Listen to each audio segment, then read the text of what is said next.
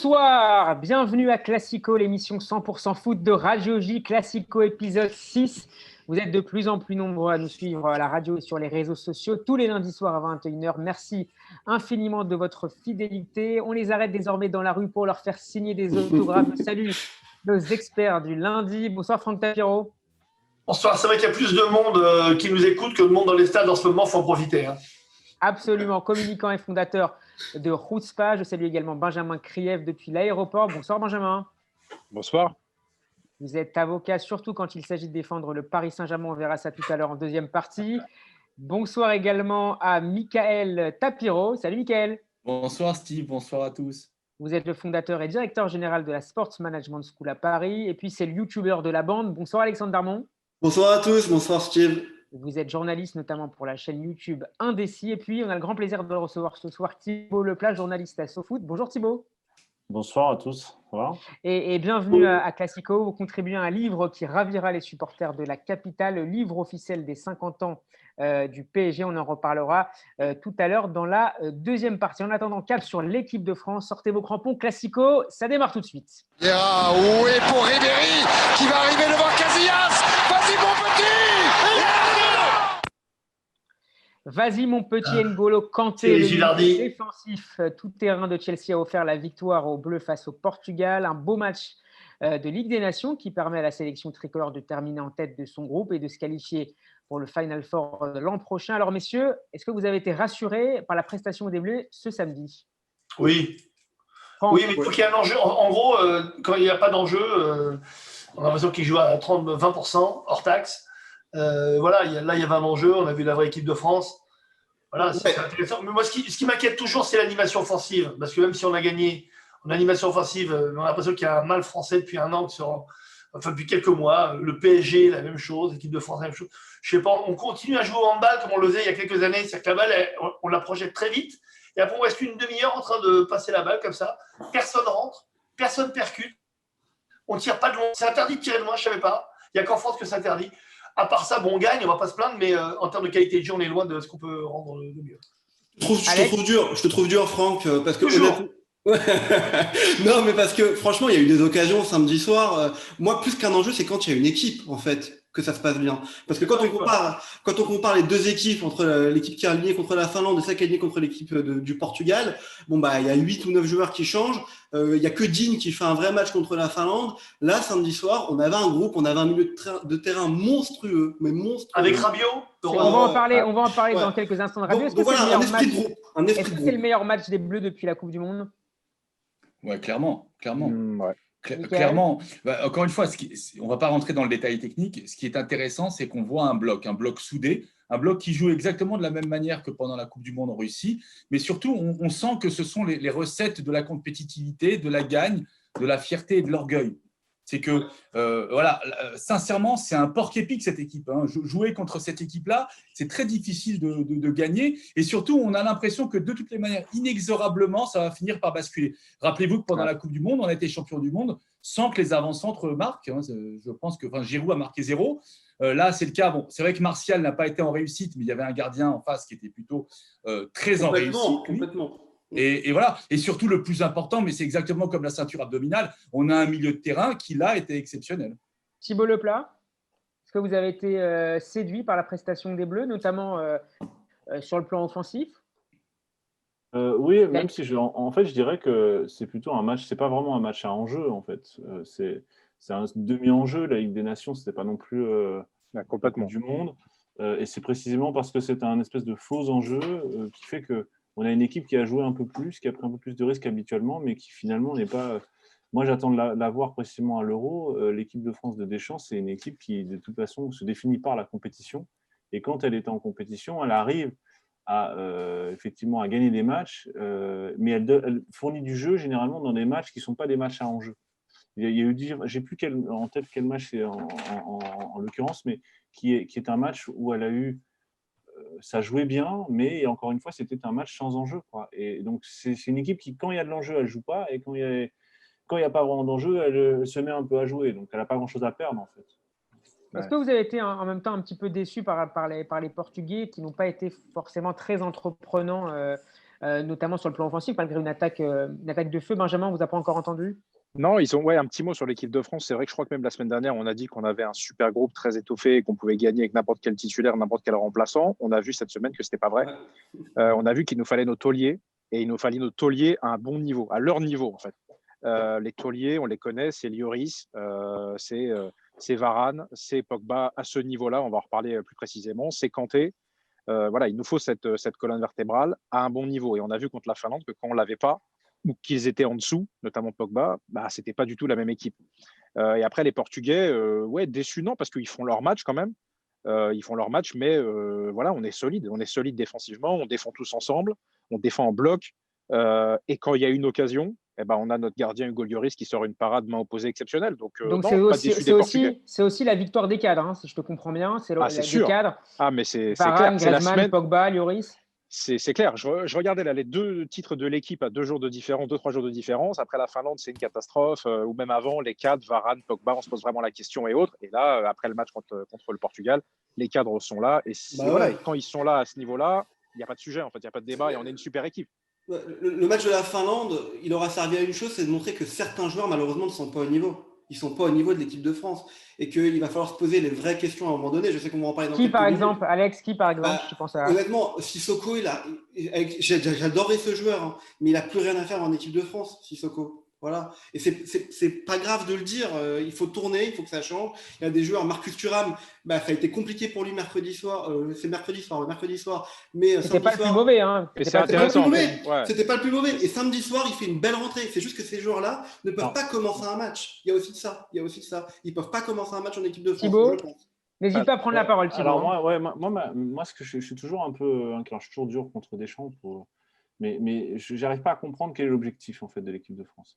Je suis beaucoup, par exemple, l'équipe d'Espagne, où Luis Enrique a une politique de développement des jeunes. C'est-à-dire qu'il a, dans son 11 qui a joué contre la Suisse, 9 joueurs qui avaient moins de 10 sélections. On connaît les tauliers en Espagne, à quasiment tous les postes, mais pourtant, tous les rassemblements sont faits pour précisément développer un banc, développer des jeunes, mettre en avant des talents. Il y a assez peu de joueurs du Real et du Barça, beaucoup de gens de la Real Sociedad, de Villarreal, etc. On voit que c'est une politique qui est une politique de formation, qui est une politique de développement de toute la fédération. Moi, ce que je ne comprends pas, c'est que on met des joueurs dans des situations qui sont des situations d'échec, en réalité, que le match contre la Finlande, vous mettez 8 joueurs qui n'ont jamais joué ensemble. C'est ça. Effectivement, ça va pas. C'est parce qu'ils sont tous ensemble. Et après, vous leur tombez dessus en leur disant « Ah bah oui, vous avez vu, vous n'avez pas de niveau pour l'équipe de France, donc je vais remettre tous les cadres. » Est-ce que c'est d'une certaine manière, Thibaut, pour répondre à la pression populaire, vous vouliez ces joueurs-là, on va vous les mettre sur le terrain ensemble, on va voir qu'ils ne vont pas donner un résultat très fameux. Ça c'est du Deschamps. Ça c'est du Deschamps. C'est-à-dire, alors là, généralement c'est plus sur des cas particuliers, mais oui, il le fait. Alors, il n'a rien à perdre en réalité, parce que si ça marche bien, on va dire, vous avez vu, je vous ai trouvé plein de joueurs, mais c'est pas faire rentrer un joueur 15 minutes, c'est pas développer des joueurs. Un joueur une mi-temps, c'est pas développer un joueur. Un joueur pour que tu puisses le développer, un Ansu Fati, il faut qu'il joue 3 matchs titulaires pour être capable de prendre de la confiance. Il faut regarder les matchs de l'Espagne, regarder les jeunes, regarder les prises de risque. Alors là, ils font un partout contre la Suisse, mais ils auraient dû gagner 3 ou 4-1. Regardez les prises de risque. Nous, on n'a aucun joueur qui prend de risque. Pourquoi ? Parce qu'il n'est jamais protégé, sauf si vous êtes titulaire. Et là, auquel cas, vous vous sentez un peu mieux. Donc, moi, ma question, c'est à quoi elle sert l'équipe de France, en fait ? Est-ce que là, c'est une machine à gagner des matchs, à gagner des tournois, auquel cas, ça fonctionne, ou c'est une équipe qui est censée représenter le football français et qui est censée faire un appel d'air et développer des jeunes. Voilà. Moi, c'est ça ma question. Ouais. Justement, on n'a jamais eu autant. Je crois que c'est un paradoxe, parce qu'en fait, je crois qu'on n'a jamais eu autant de bons jeunes et de bons espoirs en équipe de France. Dans l'histoire du football, je ne sais pas si toutes les équipes au-dessous de l'équipe de France, regardez, ils ont été champions. Le vivier est énorme, là. Ils sont incroyables. Justement, ça pose un problème. Pourquoi ils jouent aussi mal contre l'équipe de France ? Justement, c'est la plus facile à gérer que quand il y en a énormément. Et là, ils ont tellement de talent. Je vois aussi un problème de management et de sélection. Quand on dit sélection, c'est choisir. Choisir, c'est renoncer. Et on a l'impression qu'on met un paquet de gens et on se dit, au moins, tout le monde en a pour son argent. Donc, c'est un acte plutôt de communication, j'ose le dire, plutôt politique, que réellement stratégique pour l'évolution du football. Là, je suis assez d'accord avec Thibaut. Quelque part, c'est pas normal qu'autant de talent n'ait pas une alchimie meilleure que celle-ci. Voilà ce que je pense. Ah, mais après, c'est pas que… Ouais, pardon Thibaut, pour revenir, je suis partiellement d'accord avec ce que tu as dit Thibaut tout à l'heure. C'est vrai que si on les met tous ensemble, c'est pas leur rendre service. Après, je pense que c'est aussi de la faute de ces joueurs-là qui jouent contre la Finlande et qui doivent se transcender et qui doivent prouver quelque chose. C'est une sélection. Moi, je trouve que Thuram, il a été intéressant contre la Finlande et je crois que c'est pour ça qu'on l'a revu contre le Portugal. Quelqu'un comme Ben Yedder. Ben Yedder, c'est hyper décevant.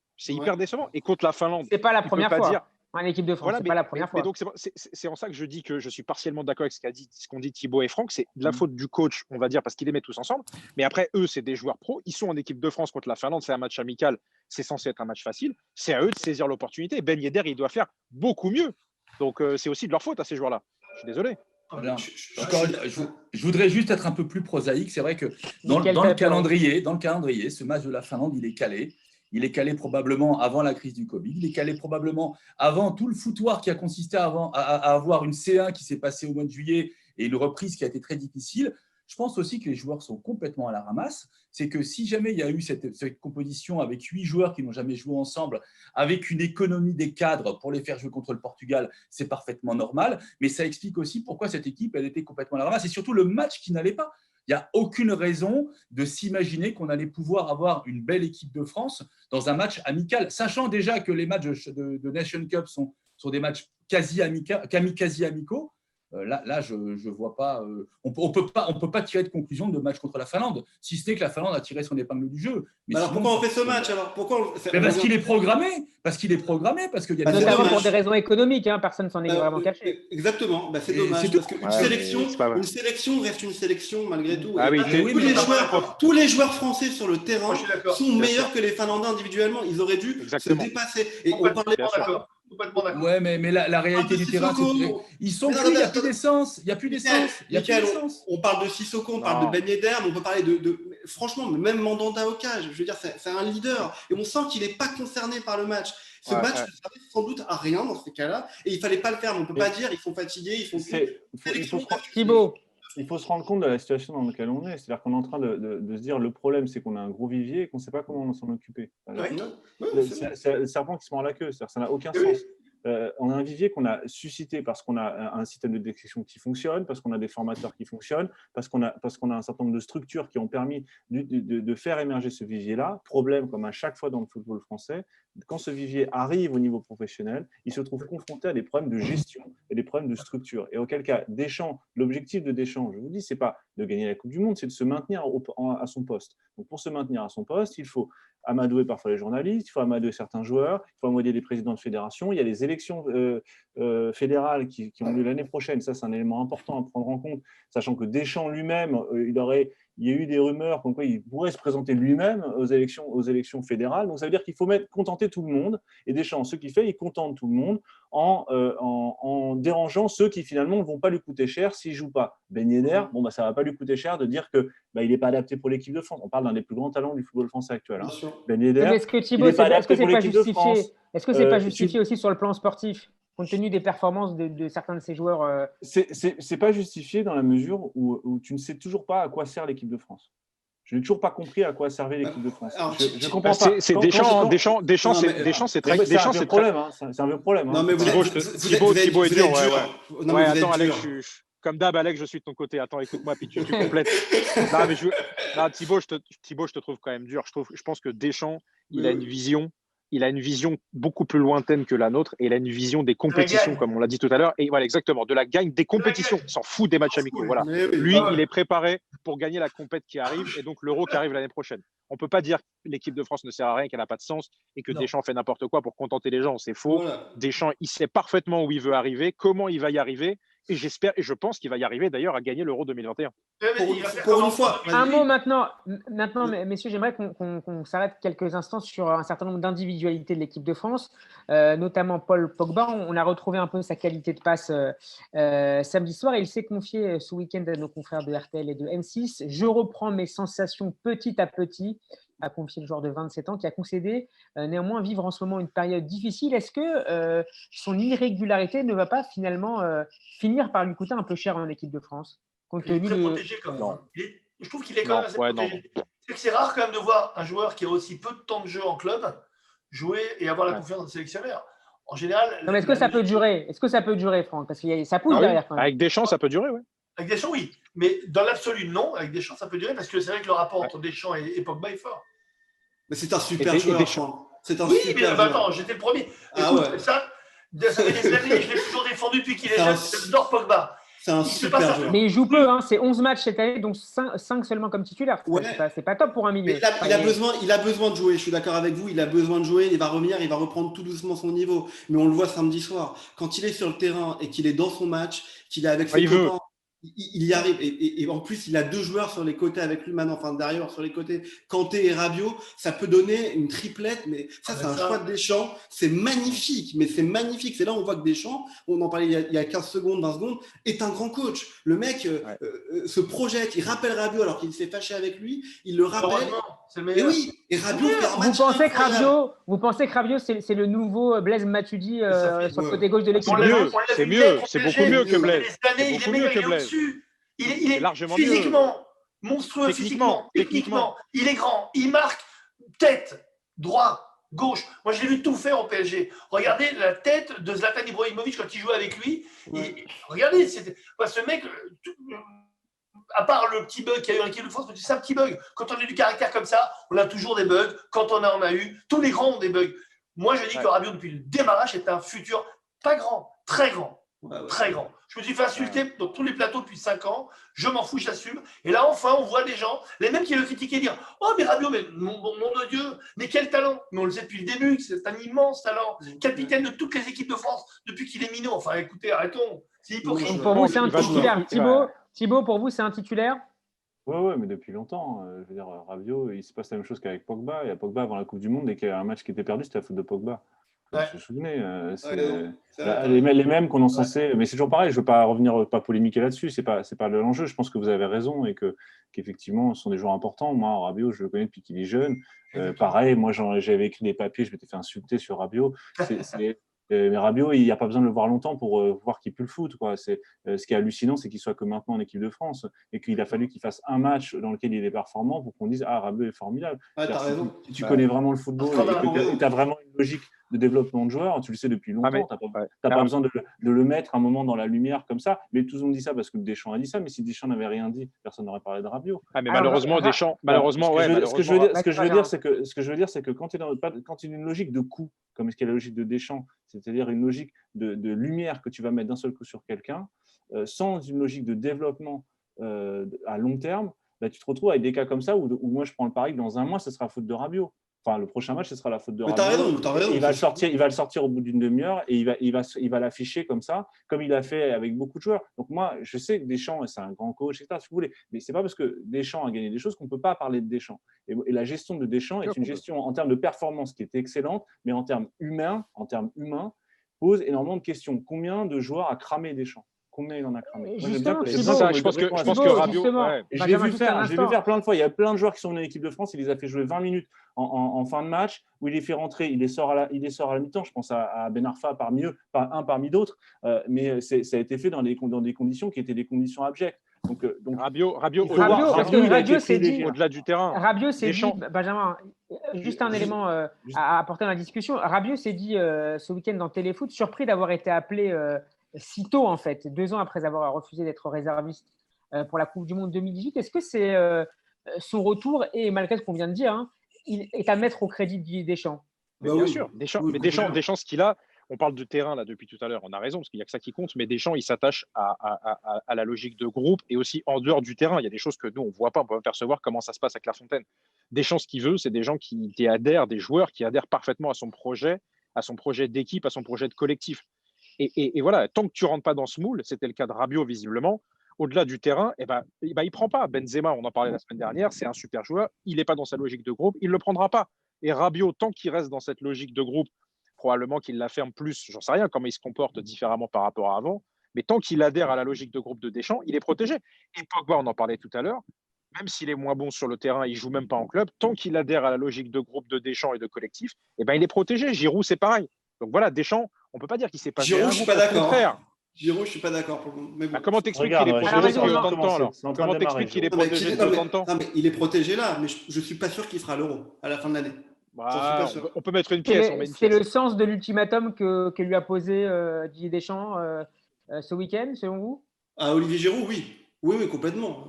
On parlait des joueurs qui avaient joué contre la Finlande. Enfin, Giroud, c'est un cadre. il n'a pas été bon mercredi dernier. Il est en manque de temps de jeu, c'est clair et net. Et Didier Deschamps lui dit il faut que tu joues. Il lui a déjà dit Et Alex, comment tu peux être cadre?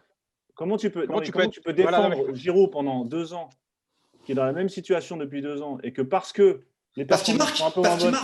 Il marque l'année dernière. Là, il marque. C'est pas ce que dit Deschamps. C'est jamais ce qu'a dit Deschamps. Il a toujours dit oui, c'est une logique de groupe, oui, Giroud, etc. Voilà, et là, parce que tu as une émergence. Oui, non, mais je suis totalement d'accord avec toi. Je te donne un exemple concret sur la gestion où là, d'un seul coup, tu ne sais pas pourquoi la foudre tombe sur Giroud, alors que ça fait 2 ans qu'il est protégé. Je veux dire, c'est non seulement très injuste à l'égard du joueur, mais il a toujours eu le même discours en disant que les joueurs qui ne jouaient pas en club ne joueraient pas en sélection. C'est pas vrai. Mais ça fait quelque temps que Giroud joue pas en club. Ça fait quelque temps que Giroud joue pas en club. Giroud, ça fait combien de temps qu'il est titulaire dans un club? Il joue en équipe de France sans problème.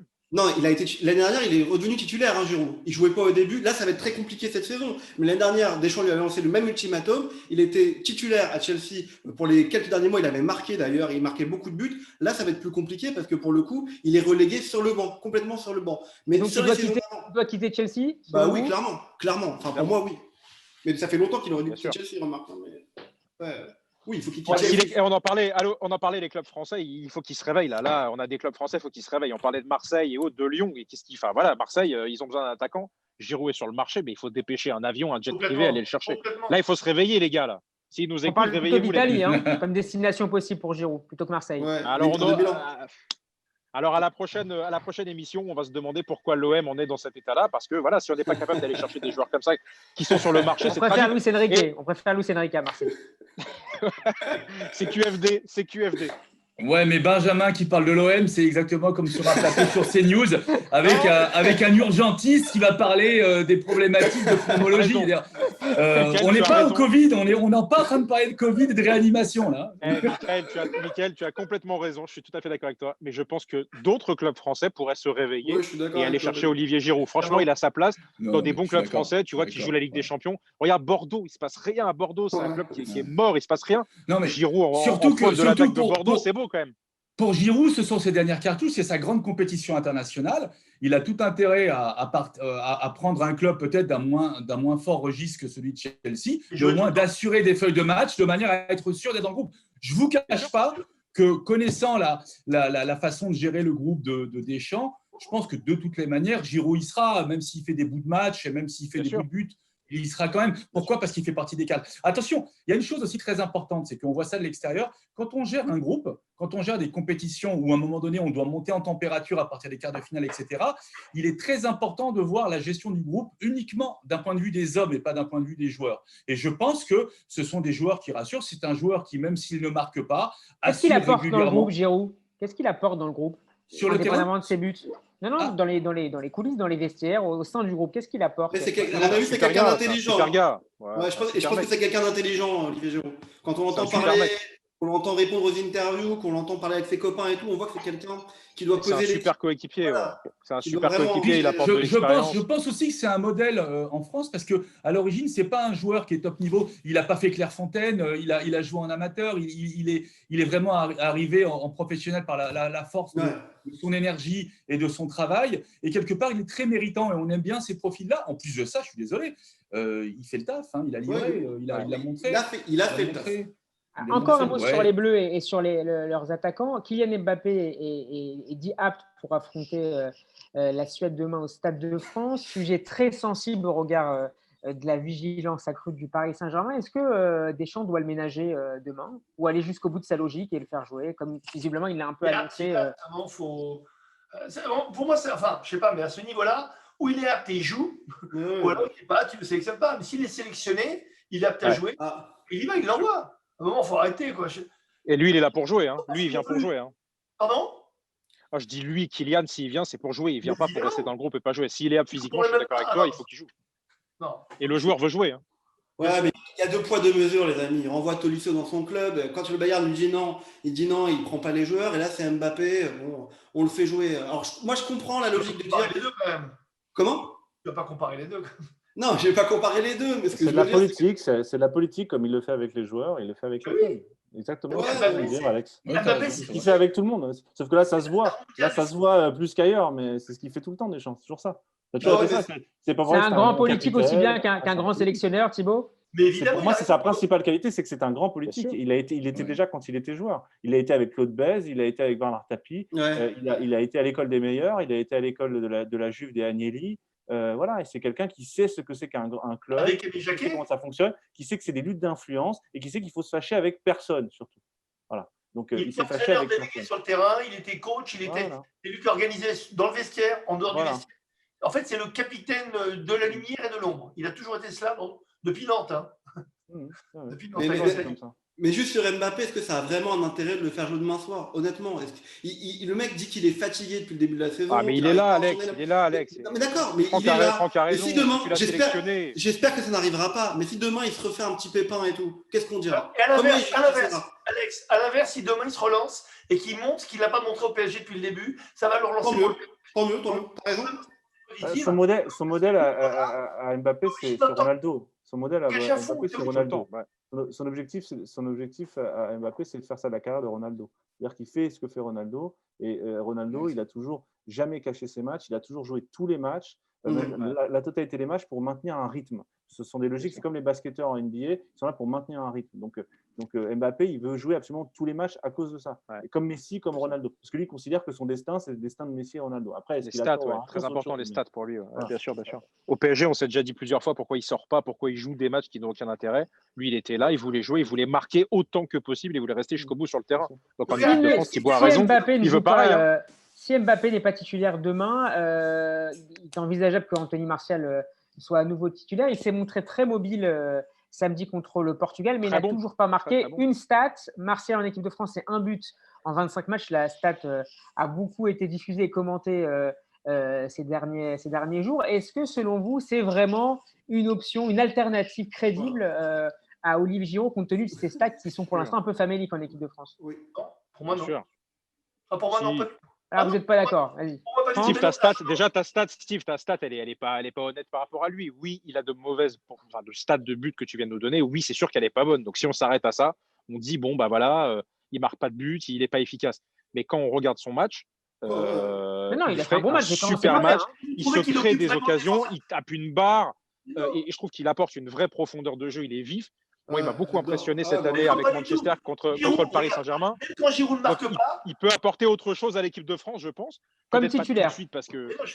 Comme titulaire, je pense. Pour l'instant, oui. Il occupe le défenseur. Il les emmerde. Il a deux mecs sur lui en permanence. C'est pas le cas de Martial. Alors, on n'a pas vu le même. Je te dis pas le contraire. C'est pas le même jeu. C'est pas les mêmes joueurs. C'est pas les mêmes joueurs. Voilà, c'est pas le même jeu. Il perturbe la défense. Il s'appuie sur eux. Il les fait reculer. Il les emmerde en permanence. Je suis désolé, mais Martial, il fait pas ça. Et en termes c'est pas le même jeu. Il lui manque toujours ce petit coup de rein. Il manque le coup de rein, mais moi je le vois en club aussi. Il a 24 ans. Bah oui, il est sans temps, encourageons-le. On l'a acheté. Manchester l'a acheté des millions d'euros il y a 5 ans. Il a eu une pression sur les épaules incroyable. Et là, 5 ans après, il sort un peu la tête de l'eau. Et moi, je l'ai trouvé très bon. Et nous, on lui enfonce la tête. Ouais, non, pas dit ça. Non, mais moi j'ai trouvé très bon samedi soir, honnêtement. Alors il marque pas. C'est pas tout à fait le même joueur qu'Olivier Giroud aussi en termes d'animation offensive. C'est un avant-centre. C'est ça qui est intéressant. Giroud aussi. C'est peut-être pas un hasard. C'est peut-être pas un hasard que c'est l'un des meilleurs matchs de l'équipe de France d'avoir un joueur comme Martial devant et pas Mbappé notamment. Alors pas pour critiquer Kylian, je suis pas là je suis pas venu pour clasher tout le monde. Je dis simplement que le fait de jouer sans Mbappé change l'équipe. C'est-à-dire qu'Mbappé, il a exactement le même problème qu'avec Ronaldo. C'est-à-dire que comme c'est un joueur qui prend systématiquement la profondeur et qui garde beaucoup les ballons, ça avait tendance à casser le bloc en deux et à faire en sorte que exactement comme le Real, et ça ressemble beaucoup à Ronaldo sur cet aspect-là. Le fait de jouer sans Mbappé, avec Martial qui joue beaucoup plus en remise, qui joue beaucoup plus en relais avec Griezmann, ben on a une équipe qui tout à coup a pu monter. On a eu un Rabiot qui rayonnait côté gauche, précisément parce qu'il avait de l'espace que lui laissait Mbappé. Donc il faut comprendre que quand on joue avec un joueur comme Mbappé, c'est évidemment un énorme avantage, mais ça a aussi un coût. Il y a un coût d'avoir une équipe qui est déséquilibrée, qui a été le cas très longtemps en Real, c'était comme ça, et le Portugal encore de Ronaldo, c'est encore le cas maintenant, moins parce qu'il joue vraiment en pointe maintenant. Mais pendant longtemps, tu étais condamné à avoir une équipe qui jouait bas et qui jouait assez mal, mais qui finissait par gagner les matchs comme ça. Donc quand tu joues avec un joueur qui a une telle différence, balle au pied, et qui est tellement fort dans la profondeur, ben, si tu ne développes pas un jeu intérieur, si tu ne développes pas, tu ne l'amènes pas à faire autre chose que ce qu'il sait faire, ben, tu es condamné à avoir une équipe qui joue un peu mal, mais qui gagne. Voilà. Et ce n'est pas pour rien que Martial, moi, me semble une alternative crédible parce qu'il donne quelque chose que ne donne pas Kylian. Il pourrait faire, hein. Il pourrait le faire, Kylian. La différence de Martial, il ne pourrait pas faire tout le registre d'Mbappé. Mais Mbappé pourrait le faire. Le truc, c'est qu'il ne veut pas le faire.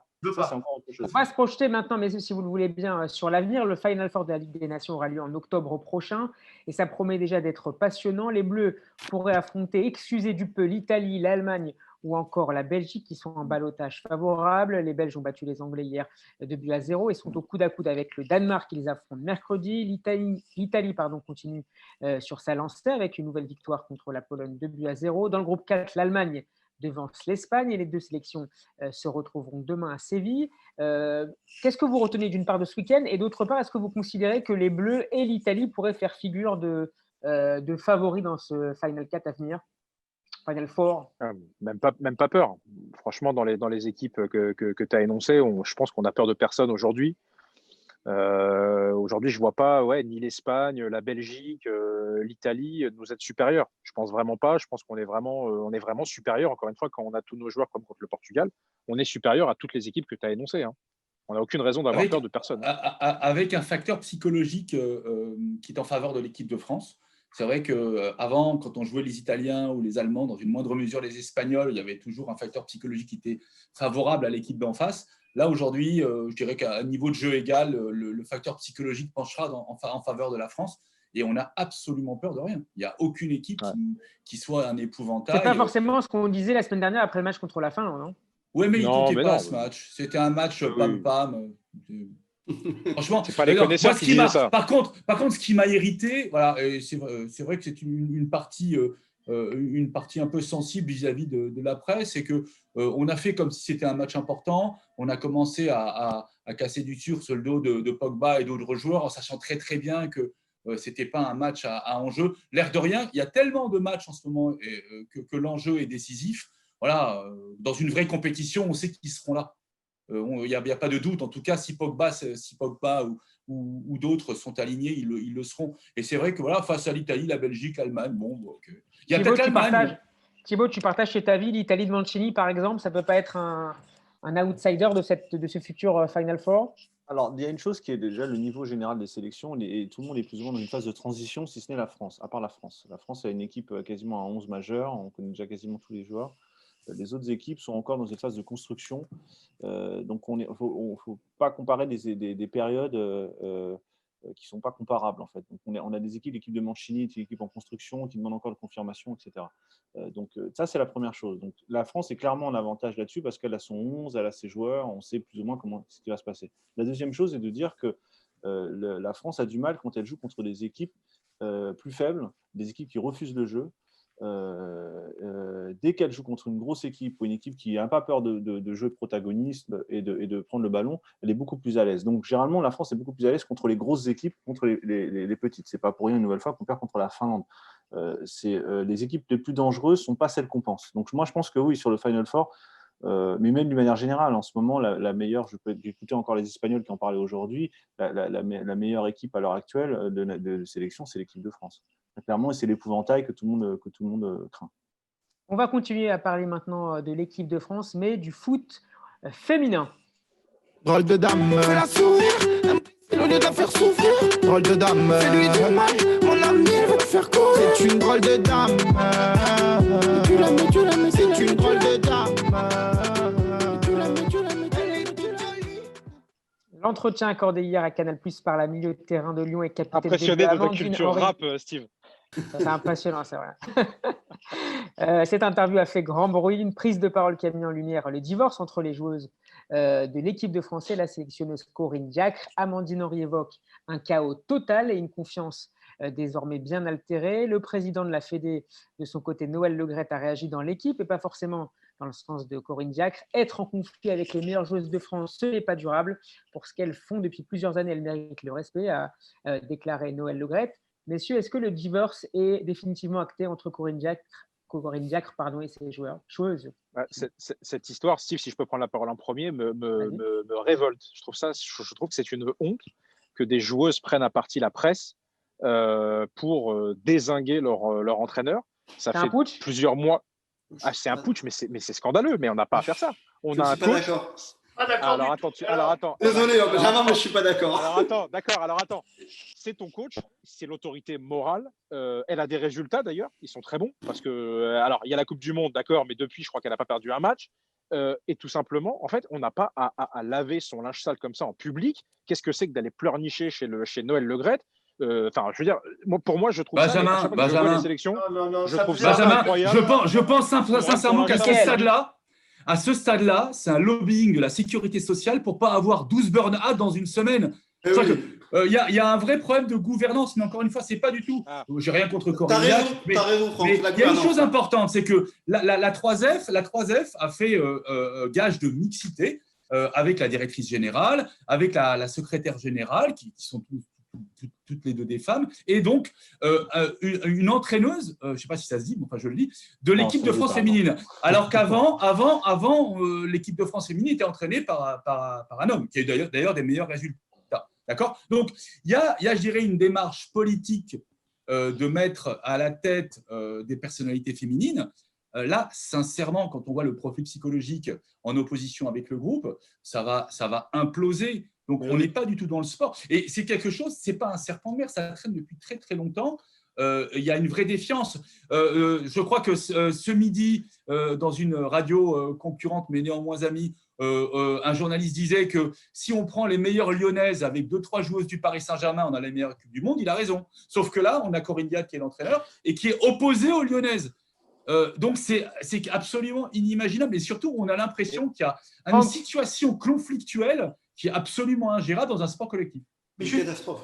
Pour rappeler la situation, malheureusement, et vous avez tous les deux raison, mais je pense que ce n'est pas pour l'école des fans, c'est-à-dire que ni Diacre, ni les joueuses sont responsables de la situation. Cette situation dure depuis 2 ans parce que la fédération n'a pas voulu agir. Depuis la dernière Coupe du Monde, où c'est un échec total, on finit en quart de finale contre les Américaines, certes vainqueurs de la compétition, mais on savait déjà que le torchon avait brûlé avec la capitaine, maintenant il brûle avec la nouvelle capitaine, et comme la Fédé... pas lui renouveler la confiance aussitôt. La Fédé gère tout à la papa. Ouh là là, pas de vague, le nid absolu. Qu'est-ce qu'on fait? Sous le tapis, ça s'accumule, et un jour ça pète. Comment c'est possible? Donc en fait, aujourd'hui, bien sûr que dans l'absolu, Benjamin, quand tu regardes ce qui se passe dans l'absolu, c'est scandaleux. Mais c'est scandaleux parce que la Fédé n'a pas voulu agir. Donc c'est facile maintenant que le Graët dise « Oh, ça ne peut pas durer, c'est pas durable ». Mais ça fait 2 ans qu'il le sait, que toutes les joueuses lui ont dit que « Mais Diacre, regardez, ça tronche sur… » Mais franchement, agir le groupe, c'est incroyable. Enfin, on le sait. Donc ça a pété parce que ça fait 2 ans de déni. Et au bout de 2 ans de déni, on arrive à du n'importe quoi, c'est tout. C'est une catastrophe. Ce qui se passe vraiment en équipe de France féminine, c'est une catastrophe. Parce que c'est un peu comme en 2010 pour l'équipe de France masculine. Mais ça peut être pire, parce que ça peut vraiment exploser encore plus fort. Exactement. Hier soir, Amandine Henry, je pense qu'elle est au bout du rouleau. Wendy Renard, c'est pareil, elle est au bout du rouleau. Il y a plein de problèmes dans cette équipe. Alors, il y a le problème du coach, Corignac, qui n'a pas un gros charisme, il faut avouer. Mais c'est le problème des coachs qui n'ont rien gagné dans leur vie. Elle n'a toujours rien gagné, elle non plus. Donc, elle n'a peut-être pas ce rapport aussi à la victoire. Ça, c'est le premier point. Et deuxième point, c'est compliqué pour elle aussi dans le même temps parce que, effectivement… C'est impossible pour elle, c'est ingérable. C'est compliqué parce que la moitié de l'équipe, c'est l'équipe de Lyon. Voilà. Mais il y a quand même un truc qu'il faut dire aussi, c'est que l'équipe de France de football, Benjamin, je suis désolé, c'est pas une réussite l'équipe de France féminine. Elle n'a pas gagné beaucoup de matchs, elle n'a pas gagné beaucoup de compétitions, voire 0, alors qu'elle a un championnat qui est quasi professionnel, qui joue tous les week-ends par rapport à d'autres pays en Europe qui nous battent sur le terrain. Donc il y a un problème. Et je suis d'accord avec Franck, encore une fois, Franck, je vais changer avec Benjamin. Je suis d'accord avec Franck, il y a un problème de gouvernance, et Franck et Mickaël, un problème de gouvernance au sein de la Fédération française de football. Et de casting. Et de casting aussi. Moi, je pense que Corignac, elle est faite pour entraîner les garçons. Peut-être. Elle a fait à Clermont. Mais ce qu'elle faisait avant, et elle le faisait très bien. Je voudrais concéder la parole à Thibaut Leplat. Thibaut, c'est un problème d'abord de management ou c'est un problème plus global de gouvernance et de choix qui ont été faits, notamment après la Coupe du Monde? Il y a clairement un contexte de rébellion contre Noël Le Graët. Il y a dans différents modèles, dans différents domaines. On est dans une période électorale à la Fédé, vous avez des luttes d'influence très importantes, des fuites un peu partout. Donc ils sont en train de perdre un peu le contrôle du navire parce que tout le monde est en train d'essayer de se placer pour les prochaines élections. Donc tout ça, ça génère beaucoup de remous. On voit que Noël Le Graët, on le pousse gentiment vers la sortie. On voit bien que l'ensemble des événements qui arrivent les uns derrière les autres, le seul qui ne pousse pas vers la sortie encore, c'est Deschamps. Mais avec ce qui s'est passé avec Mediapro, avec la reprise de la Ligue 1, avec ce qui est en train de se passer en équipe de France, avec les fuites dans le New York Times, avec l'enquête dans France Football, avec tout un contexte qui est un contexte politique où on pousse gentiment le Gret vers la sortie parce que lui, ne s'est jamais vraiment prononcé et on est en train de lui expliquer tranquillement qu'il faut qu'il se mette à l'écart. Concernant l'équipe de France féminine, oui, évidemment, je suis assez d'accord avec ce que tu dis, Benjamin. Je trouve que c'est assez inacceptable d'entendre des joueurs, surtout qu'on fasse l'éloge de ça, en fait, hein, qu'on dise que exactement. que Elles ont toute normal, la presse avec elles, c'est insupportable. Voilà, que tout le monde prenne fait et corps pour elles. Ça mériterait des enquêtes plus approfondies, ça mériterait qu'on se pense un peu plus sur qu'est-ce qui se passe. Effectivement, c'est un problème de gouvernance, mais ça ne veut pas dire que la responsabilité est seulement de la sélectionneur. C'est peut-être aussi les joueurs elles-mêmes, peut-être un problème d'autogestion, les joueuses elles-mêmes. Donc voilà, moi je ne me prononcerai pas aussi catégoriquement sur la prise de parole. Je trouve que c'est un peu malvenu, surtout que quand c'est les garçons qui le font, tout le monde leur tombe dessus, mais quand c'est les filles, tout le monde crie bravo. Donc, bon, ce qui est gênant, c'est que ça vient de joueuses qui soit n'ont pas été sélectionnées, Amandine Henry n'a pas été sélectionnée, qui ne l'acceptent pas. Sarah Boidi, qui est sortie dans la presse, la gardienne, pareil, parce qu'elle n'avait pas été prise. Tout le monde va dire, bah oui, mais elle avait enlevé le brassard à Wendy Renard et donc nous, Lyonnaises, on n'a pas supporté. Mais attends, mais tu transposes ça du football masculin, mais tu te dis, mais ils sont malades ces mecs. Oui, mais je voudrais intervenir. Attends, Mickaël, je suis complètement d'accord avec Thibaut. Si tu transposes ça au football masculin, tu vas dire, mais c'est quoi ces stars, ces racailles et tout. Et là, c'est des femmes, donc c'est super. Et je lisais l'équipe tout à l'heure, mais toute la presse dit que c'est super ce qu'elles font. Ce n'est pas du football masculin. Ce n'est pas. C'est du football. C'est du football. C'est dommage. On a un petit problème de connexion avec Mickaël qui est coupé. Au milieu des coups de gueule, juste au milieu des coups de gueule. On retrouve Mickaël, on a un petit problème de connexion, de faisceau, Mickaël. Est-ce que vous m'avez là? Je disais simplement qu'il est impossible de comparer cela avec le football masculin, c'est du football féminin avec un émotionnel qui est complètement différent, avec un rapport à l'autre qui est complètement différent, un esprit d'équipe qui est complètement différent. Dites-vous bien une chose, c'est qu'à chaque fois… Ça, on n'en sait rien, Mickaël, ça, on n'en sait rien. Je veux dire, c'est un club de foot, il y a des joueuses, il y a des enjeux, il y a 11 places. Bon, non, mais là, attention, les enjeux n'ont rien à voir. Et encore une fois, quand c'est vrai que dans le football masculin, qui est bien plus maturé, quand il y a des interventions, ce sont aussi des interventions marketing, économiques, pour des transferts et des mercatos. Là, on voit bien qu'il y a une sorte de pulsion. C'est pour ça que j'ai commandé tout à l'heure Balaboutade à dire que c'était un problème de burn-out. Là, on continue comme ça, on ne va pas avoir des blessures, on va avoir des burn-out. Des burn-out parce qu'il y a simplement un problème de gouvernance stricte avec de l'émotionnel qui ne convient pas. C'est probablement une erreur de casting. Et c'est pour ça qu'il ne faut pas trop se prendre la tête là-dessus. Puisqu'on parle de l'AFF avant de passer au dernier dossier parisien de la soirée, on ne peut pas ne pas évoquer la candidature de Michel Moulin à la succession de Noël Le Graët. L'équipe a consacré une enquête hier à ce sujet. Et Franck Tapiro, vous participez grandement à cette ambition. En deux mots, pourquoi vous êtes engagé à côté de vos activités évidemment très importantes pour Classico, pourquoi vous êtes engagé aux côtés de Michel Moulin? J'ai demandé une dérogation à Classico bien entendu avant de m'engager. Michel est mon ami depuis 25 ans. Et en fait, il m'a appelé cet été en me disant, voilà, moi, je fais un petit groupe de réflexion comme un think tank en fait, autour du foot, parce que j'ai mal à mon foot. Et quand il m'a dit ça, moi, ça m'a fait résonner évidemment de tout ce que j'ai vécu dans le football, à la fois en tant que joueur, un petit peu dirigeant, mais surtout en ayant bien entendu travaillé pour la communication de la Fédé, de l'équipe de France, de la Ligue de foot, etc., où je m'en suis sorti avec les pires expériences de ma vie professionnelle. Et à chaque fois, pas en me disant j'ai mal bossé, mais parce qu'on ne m'a pas laissé travailler, avec le déni généralisé, en me disant que finalement, on a tout essayé, un peu comme ce que Mitterrand disait par rapport au chômage. Ben non, on n'a pas tout essayé. Ben non, on n'a pas laissé finalement les gens qui avaient des vraies bonnes idées dire qu'il fallait mettre le football amateur en avant, dire qu'il fallait mettre l'éducation au cœur du jeu, dire qu'il fallait donner des statuts clairs aux éducateurs, que les bénévoles étaient en train de partir en vrille. Pourquoi? Parce qu'on ne les respecte pas, etc., etc. Qu'il n'y a pas que le foot professionnel, il n'y a pas que l'équipe de France. En fait, du bon sens. Et quand j'ai entendu Michel, je lui ai dit, mais évidemment que je vais participer à ton collectif. C'est un collectif à la base, un think tank.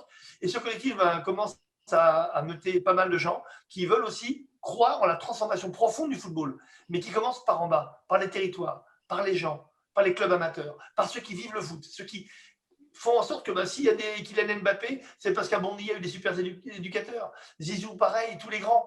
Et en fait, remettre du bon sens dans le football.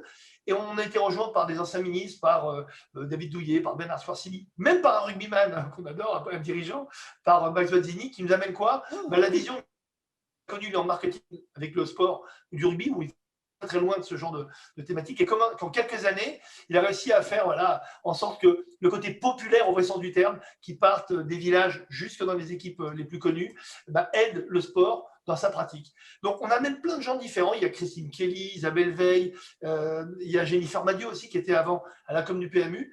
Et en fait, cette addition, ce n'est pas juste une dream team, c'est les gens qui sont là pour amener des vraies idées concrètes. D'ailleurs, vous allez le voir, puisqu'il y a pas mal d'idées qui vont sortir. Alors, bien entendu, on a lancé ce collectif. Ce collectif a beaucoup de succès. Maintenant, tout le monde me dit, est-ce que Michel va se présenter? Vous connaissez Michel Moulin, c'est un entrepreneur qui a une vision et une connaissance du foot inouïe, il connaît tous les territoires, des petits clubs aux grands clubs. Il a été pro, d'ailleurs. Il a eu tout dans le football, mais il a une vraie vision, ce que j'aime bien, sociétale. C'est pas uniquement en termes techniques, en termes de jeu, c'est qu'il a une vision en disant, mais pourquoi le foot n'impose pas un modèle sociétal? Et il viendra peut-être nous en parler dans Classique. Il nous reste quelques minutes. Je voudrais qu'on parle maintenant du Paris Saint-Germain autour du dernier livre écrit notamment par notre invité Thibaut Leplat. Leonardo dans le trou. Allez mon petit bonhomme. Et le voilà, le quatrième en première mi-temps, s'il vous plaît. Voilà, c'était ouf. Quel souvenir. PSG, Steaua Bucarest. Quel été formidable. Thibaut, nous avons le plaisir de vous recevoir à l'occasion de la sortie de ce livre que je montre à ceux qui me regardent sur Facebook et YouTube. 1970-2020, 50 ans du Paris Saint-Germain, paru aux éditions Solar. C'est un vrai bonheur, non seulement pour les supporters du Paris Saint-Germain, mais pour tous les amateurs de football. Thibaut, c'est à la fois comme supporter et comme journaliste, comme expert que vous écrivez, que vous intervenez dans ce livre. Pourquoi vous êtes engagé dans ce beau projet à l'occasion de ce 50e anniversaire? Parce que j'avais déjà travaillé avec le club pour un autre livre qui s'appelait Ici c'est Paris, que j'avais écrit en 2014, qui était une réflexion sur l'identité parisienne, où j'avais tâché de répondre à la question à l'époque où le Paris venait d'être acheté par les Qatariens. On disait que le PSG avait perdu son identité. Du coup, moi, j'ai travaillé sur cette question de l'identité. Qu'est-ce que c'est qu'un club de football? Donc, c'est quelque chose qui avait bien fonctionné avec le club, qui a permis de beaucoup avancer sur la question du patrimoine du club, sur l'histoire. Voilà. Et depuis, le club a vraiment travaillé sur son patrimoine immatériel, pas simplement sur son patrimoine matériel. Et donc, les 50 ans arrivant, ils ont monté une petite équipe d'auteurs où chacun a amené sa patte. Et moi, ils m'ont demandé de travailler à nouveau sur cette question-là. Et donc, je me suis intéressé plus particulièrement à l'histoire du Parc des Princes, notamment, et aussi ce qui devait être les 50 raisons de croire en l'avenir, qui sont transformées en lettres d'un supporter confiné, parce qu'on était confinés, et je trouvais que pour passer la cinquantaine en quarantaine, c'était intéressant d'un point de vue littéraire. Comme supporter, et on va faire tourner la parole, mais commencez Thibaut, quel est votre plus grand souvenir avec le PSG? C'est pas très original, c'est PSG Real. PSG Real que j'ai vu en crypté sur Canal avec ma passoir et à deviner un peu qui avait marqué. Qui avait sauté plus haut que les autres. Voilà, qui avait sauté plus haut que les autres. Et j'ai cru deviner les Camboiré à la fin. Mais voilà. Ça, c'est extraordinaire. Ouais, 93. Benjamin, Franck, Mickaël, il y a beaucoup de supporters du PSG autour de la table et des écrans. Je crois qu'il a raison, Thibaut, le plus beau souvenir. Alors, moi, j'étais jeune. La cassette Euro PSG. Moi aussi, j'étais jeune, je te remercie. Non, pardon, Thibaut. Merci. Excuse-moi, ma phrase était très mal tournée. Voilà, il a regretté. Alors, si c'est un conflit de génération, moi, je dirais Coupe de France 82. Voilà, comme ça. Ouais, 82, PSG. Alors là, j'étais même pas là. PSG Nantes, rappelez-vous, PSG. Non, moi, il y a une horreur qui m'est arrivée pour PSG Real. Je suis rentré et ma copine m'avait enregistré la cassette parce que j'avais une réunion importante. Et j'arrive et je vois 2 cassettes, l'une sur l'autre. Alors, 1, 2. Alors, je mets la première, je suis comme un dingue. Et au moment du corner, la cassette s'arrête. Je mets la deuxième et je vois les joueurs en train de courir. Et en fait, j'ai vu le but au ralenti. Je n'ai pas pu vivre déjà que je le voyais. Je fais, mais j'ai pas pu vivre le truc en direct. C'est le truc le plus horrible. Mais vraiment, comme Boré n'avait même pas sauté, le truc s'est arrêté. Ça, je me rappellerai comme si c'était hier. Voilà. Alex, Mickaël. Dans l'histoire plus récente, alors pour les vieux, dans l'histoire plus récente, effectivement, là, le son que tu as mis, PSG, Steaua Bucarest, alors l'enjeu était moindre, mais la soirée était folle alliée. Et il y a un match que j'ai vécu en direct, qui était Chelsea-Paris Saint-Germain, avec le but de David Luiz et le but de Thiago Silva. J'étais au stade. Et je crois que c'est la première fois que j'ai pleuré à genoux dans un stade, avec la tête de Thiago Silva en suspension, comme ça. C'était un moment exceptionnel et j'ai pleuré et c'était magnifique. Et d'où mon amour pour Thiago Silva et le fait qu'il nous manque beaucoup. On l'aime. Non, moi, mon plus beau souvenir, ça reste quand même PSG 96. Voilà, contre le Rapide de Vienne, une victoire en Coupe d'Europe, ça s'oublie pas. C'est la première fois que j'ai vibré et que j'étais avec mon père devant la télévision et mon frère avec une casquette. Et puis aussi un souvenir plus triste, parce que c'est aussi là qu'on aime les clubs, quand on perd. Et c'est celui qui m'a le plus marqué, c'est un an après, en 97 contre Barcelone, et ce poteau de Patrice Loco. Je me rappelle de Ronaldo. De Ronaldo, et où si on gagne, on est un grand club déjà en 97. C'est ce qui manque peut-être aujourd'hui. Ce souvenir, ce poteau marquera jamais. Mickaël? Moi, j'ai un souvenir très résilient. C'est le match aller contre Barcelone avant la remontada, où au Parc des Princes, on a 4-0, une équipe qui massacre le Barça. Et sincèrement, ça reste le meilleur souvenir que j'ai pu avoir au Parc des Princes. Et tu as oublié le match retour. Tu t'es arrêté au match aller. De quoi parle-t-on? Je ne sais pas. Je me limite à une expérience. Le reste, c'est un souvenir. Le reste appartient à la tradition orale. C'est un souvenir aussi. Comme disait Alex, c'est aussi ces mauvais moments-là qu'on aime le club. On était tous. Là aussi, on a pleuré tous, mais des pleurs différents. Moi, j'étais mal. Mais c'était une soirée extraordinaire au sens premier du terme. On s'en rappellera toute notre vie. Dans le restaurant de Messi, pour après les fanfaronnés, je peux te dire qu'ils nous attendent encore. Messieurs, 30 secondes chacun pour votre coup de cœur ou votre coup de gueule de la semaine. Tu veux commencer? Je peux commencer. Moi, mon coup de gueule, c'est contre les Belges qui, encore la semaine dernière, nous disent on veut se venger contre les Français. Ils nous ont battus en demi-finale de la Coupe du Monde. Il faut passer à autre chose, les mecs. Ça y est, c'est fini. On a gagné. On est Coupe du Monde. Passez à autre chose et passons à autre chose. Et mon coup de cœur, c'est Hugo Lloris. On ne parle jamais de ce gardien. Mais cette parade extraordinaire. Quel joueur de l'équipe de France. On l'adore. On l'adore. Ouais, c'est le chef. Exactement, bravo. Alors, pour ma part, le coup de gueule, c'est franchement la baisse de spectacle pour les matchs. Le spectacle sportif vivant n'existe plus. C'est vrai que l'œil s'est fait au fait d'avoir des équipes qui jouent sans public, mais un joueur qui célèbre alors qu'il n'y a pas de public, ça ne veut plus rien dire. Sincèrement, il faut que ça change et vite parce qu'on est en train de perdre énormément de spectateurs, évidemment, de téléspectateurs, et je pense que le spectacle est en train de perdre. Le coup de cœur, c'est Rabiot et la gestion de sa crise. Je trouve que c'est extraordinaire parce qu'on était sur une situation complètement coincée et aujourd'hui, ça reste un des plus gros potentiels pour le futur Euro 2021. Thibaut, Franck, Benjamin? Ouais, mon coup de cœur. Alors rapidement, j'ai pas de coup de gueule cette semaine. Coup de cœur, et je vais quand même faire charrier, mais c'est encore le numéro d'Intérieur Sport, si j'ai le droit. Si j'ai le droit, écoute. Mais je vous encourage. Je sais pas si je parle dans le vent et si quelqu'un derrière va regarder mes Intérieur Sport. Du coup, mettez un petit message sur Facebook pour dire Benjamin, rassure-toi, on a vu. Grâce à toi, Intérieur Sport, ça me fait vraiment plaisir. Mais je vous recommande chaudement le Intérieur Sport de cette semaine, qui est vraiment magique, hyper intéressant sur Philippe Lucas. Comment il entraîne ses nageuses en période de confinement. À 7h du matin, tout le monde rendez-vous à la piscine. Il nage, c'est incroyable. Il malmène ses nageurs. Et les nageurs racontent que c'est tellement dur l'entraînement qu'ensuite la compétition leur semble facile. C'est incroyable. Ils souffrent, mais ils ont une confiance en lui qui est incroyable parce qu'ils savent qu'il va les mener à la victoire. Et ça, je trouve ça vraiment exceptionnel et c'est magnifique. Donc, à voir, je vous le recommande. Camping Paradis, Intérieur Sport. Thibaut?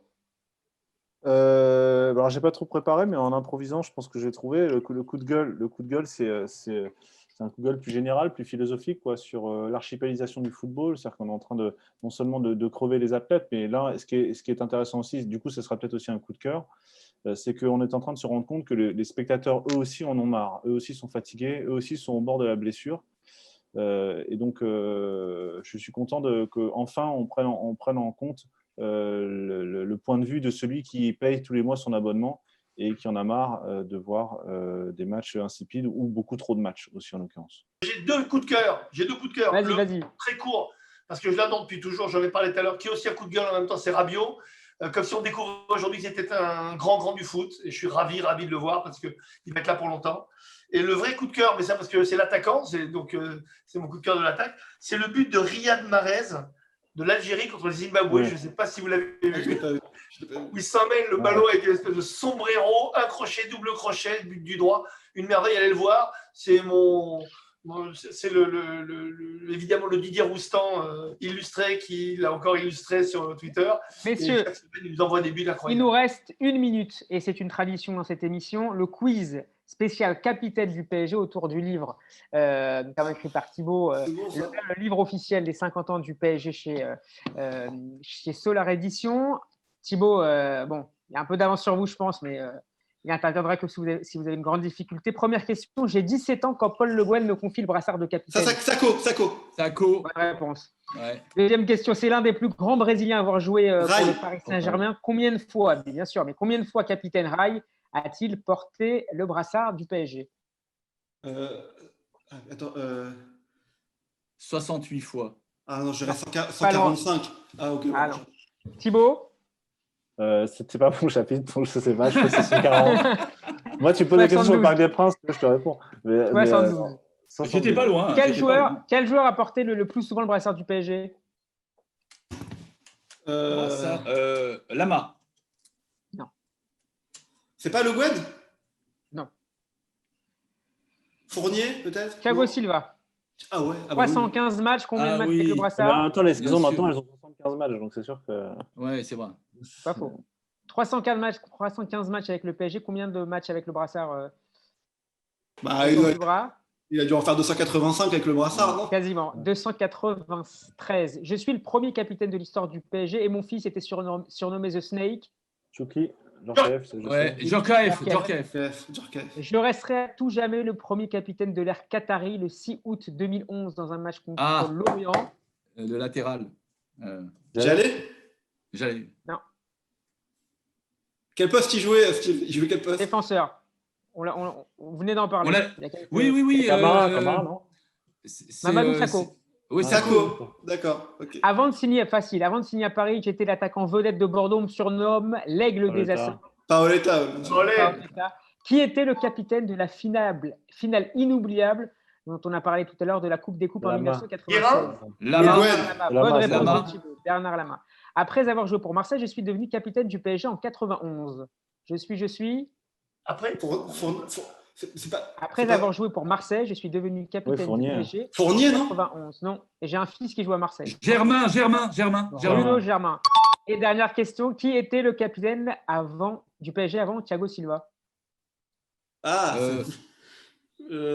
On l'a cité. C'est Camara? Non. Je sais pas. Claude Makelele. Ah ouais, j'aurais pas trouvé. Classico, c'est déjà fini. Merci beaucoup à vous 5, plus Benjamin qui nous a quittés d'avoir été avec nous pendant cette heure. On se retrouve lundi prochain à 21h. En attendant, vous pouvez retrouver l'émission en podcast sur notre site et sur la page Facebook. Radio J, likez, partagez, commentez, tout ça nous fera très plaisir. Merci encore Thibaut Leplat.